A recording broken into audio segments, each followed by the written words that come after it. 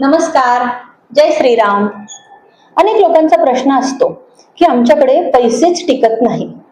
घरातले सगळे कमवतात, मात्र पैशाला निरनिराळ्या वाटा फुटतात.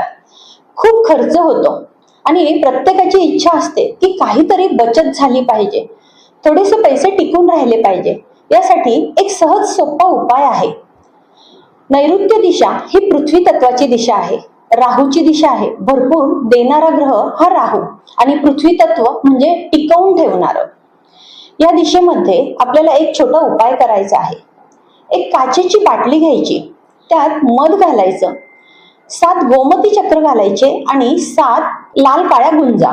हे सगळं एकत्रित करून नैऋत्य दिशेच्या कोपऱ्यात किंवा तिथे ज्यांची तिजोरी असेल तर नैऋत्य कोपऱ्यामध्ये त्यांनी तिजोरीत मधाची बाटली, गोमती चक्र, गुंज हे टाकून ठेवायची. 3 महिन्यातच आपल्याला याचा चांगला रिझल्ट जाणवेल.